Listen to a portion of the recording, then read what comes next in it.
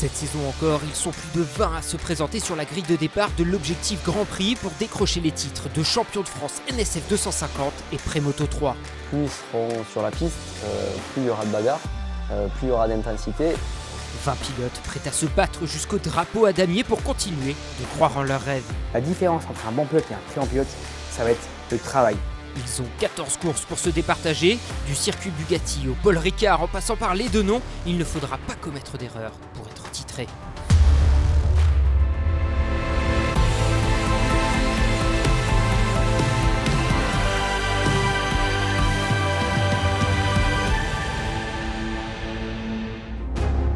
Âgés de 12 à 15 ans, ils vivent pour la moto.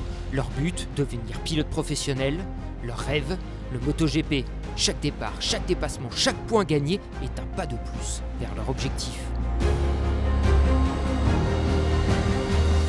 La saison 2023 débute au Mans sur le mythique circuit Bugatti. Sous l'œil avisé de l'entraîneur national de l'équipe de France de vitesse, Alexis Masbou, les pilotes de l'Objectif Grand Prix ont à cœur de briller en faisant leurs preuves ou en confirmant leur potentiel.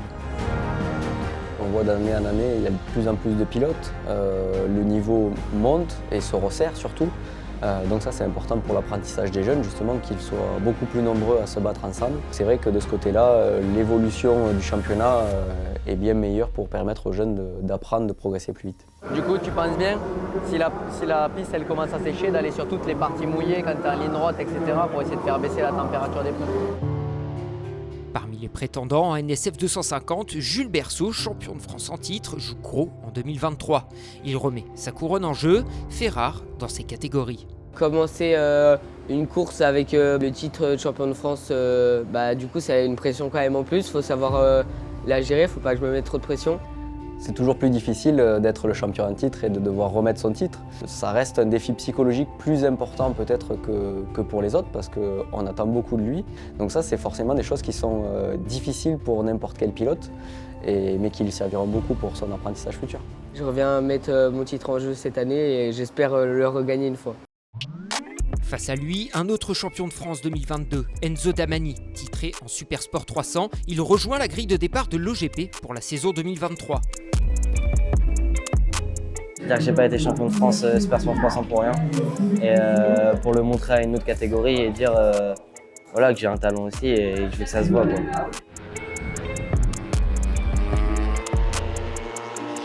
Sur le début de la qualif, tu étais en bon rythme. Ce qui veut dire que déjà en rythme de course, tu seras pas trop mal, tu vois. Parce que tu as fait au moins 10 tours bien. Ok? Donc pas de stress. On prépare pour demain, on va trouver sur la moto, on va bosser dessus et demain elle sera bien. Ok?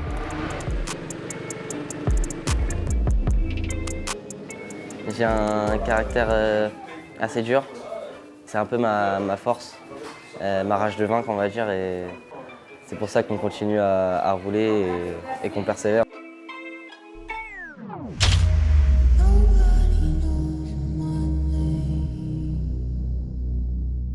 Mais celui qui pourrait créer la surprise, c'est Evan Boxberger. Après une fin de saison solide en 2022, le sudiste qui a intégré l'équipe PMR cette année n'a qu'un seul objectif. J'ai quand même un œil déjà sur le championnat, parce que c'est ce que j'essaye d'atteindre le titre. Depuis l'an dernier, j'ai pris plus d'expérience. J'arrive à aborder différemment mes week-ends, me concentrer dès le début, ce qui était difficile l'an dernier, et à pouvoir repousser tout le temps les limites, être tout le temps aller plus loin. J'ai l'impression que j'ai un petit peu grandi, je pense, pas forcément sur la taille du coup, mais mentalement surtout. J'ai vu arriver un jeune très motivé. Je pense que Evan, c'est aujourd'hui en France, en tout cas dans cette catégorie, un des meilleurs jeunes. Et j'espère qu'il va continuer à progresser. La grille du championnat Objectif Grand Prix se compose de NSF 250 et de Prémoto 3. Très similaires de prime abord, ces deux catégories présentent malgré tout quelques différences. Premier élément, pour les distinguer en piste, les Prémoto 3 ont un fond de numéro rouge. Leur puissance moteur est de 45 chevaux, c'est un peu moins qu'une Honda NSF 250 qui développe 49 chevaux. Les deux motos sont équipées d'un moteur 4 temps de 250 cm3. En OGP, les deux catégories évoluent avec un manufacturier unique, Bridgestone. L'OGP constitue le plus haut niveau de la filière vitesse en France. Avant d'évoluer sur les grands circuits, les plus jeunes peuvent commencer en Mini OGP League dès 7 ans, puis disputer le Mini OGP France. Depuis 2023, le Moto 4 et Moto 5 constituent la transition entre ces championnats sur piste de karting et l'Objectif Grand Prix.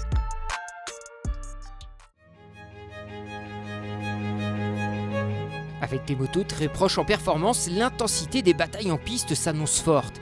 Et ça se confirme dès les premiers tours de roue sur le célèbre circuit Bugatti du Mans. Le Mans, c'est toujours difficile. Le Mans, c'est quelque chose de particulier et une ouverture de championnat reste quelque chose de particulier. Parce qu'on n'est jamais prêt. Si tu commences à dire lui il fait ça, lui il fait ça, lui il fait ça, là on perd vite le chemin. Et là c'est compliqué à revenir derrière. Si on attaque, on sait ce qu'on va faire, on a nos repères. Souvent, moi, dans cette situation-là, c'est les mettre à l'aise pour qu'ils comprennent que tout le monde sera stressé et aura des doutes. Mais après, il ne faut pas non plus se reposer parce qu'il y a quand même 25 points à prendre à la fin de la course et ça reste important pour la fin du championnat. En pré-moto 3, David Dacosta prend rapidement les commandes de la première course de la saison, mais commet une erreur au 5e tour et cède la victoire à Quentin Godefroy. Et il n'y a pas besoin de forcer, je t'ai dit, prends ton rythme. C'était le début de course, c'était très bien. La chute, c'est en trop, toi, ça sert à rien. C'est fait, tant pis. Mais t'as perdu 5 points. Venu du Super Sport 300 où il a terminé 5e du championnat en 2022, le pilote BRS doit s'adapter à sa nouvelle machine, mais vise déjà le titre. Je pensais que ça allait être plus facile que ça avec la moto, mais je me rends compte que fur et à mesure, plus on va vite, plus il y a des problèmes sur la moto, mais ça va venir avec le temps, il faut que je change aussi mon pilotage. Un de ceux qui pourrait se mettre en travers de sa route vers le titre, c'est le vice-champion Pré-Moto 3 2022, Célestin Mazzi. Avec plus d'expérience et la confiance d'une saison passée réussie, le Diepois n'a qu'un objectif. Bien sûr que cette année, c'est que le titre, je vise que ça. Toutes les courses, je me donne à 100%. Je m'attends à que mes adversaires sont très forts. Et donc du coup, il y a de la bagarre, donc tout ce que j'aime. Pour se mêler à la bataille pour le titre Pré-Moto 3, il faudra également compter sur Quentin Godefroy et Henri Mignot. Ce dernier s'était illustré sur ses quelques apparitions en 2022, avec notamment 3 victoires. Je me sens plus comme un favori, mais pas celui qui peut tout rafler d'un coup en mettant 5 secondes, 10 secondes, voilà. Comme un favori, mais qui aura des difficultés. Pour moi, ça procure de la joie d'être sur une moto et d'être à ras du sol, de parfois mettre le coude. Parfois, on tombe, forcément, mais ça fait partie du jeu. Et dans ma tête, il n'y a que la moto qui me procure ces sensations-là. Le pilote BRS conclut son week-end manceau avec une 7e et une 4e position et pointe à la 6e place du championnat avec déjà 19 points de retard sur le leader, Quentin Godefroy, vainqueur de la première course et 3e l'après-midi. C'est Célestin Mazzi qui s'impose dans la 2e course après avoir chuté le matin. Il est 3e du championnat derrière David Dacosta, rapide et régulier mais qui n'a pas réussi à concrétiser en finissant 2 fois 2e. En NSF 250, Evan Boxberger fait carton plein avec 2 victoires. Le pilote PMR ne pouvait pas imaginer meilleur début de championnat. Il mène devant Swan Emprunt et Jules Berceau. Le champion de France en titre compte 18 points de retard. Les pilotes quittent la Sarthe au terme d'une première épreuve pleine de réussite pour certains et au goût plus amer pour d'autres. Prochain rendez-vous à Nogaro, là où Benjamin Caillé s'était imposé l'an dernier en NSF 250. Changement de décor pour le Clermontois cette saison. Il évolue en European Talent Cup avec l'équipe de France, tout comme Enzo Belon et Guilhem Planck.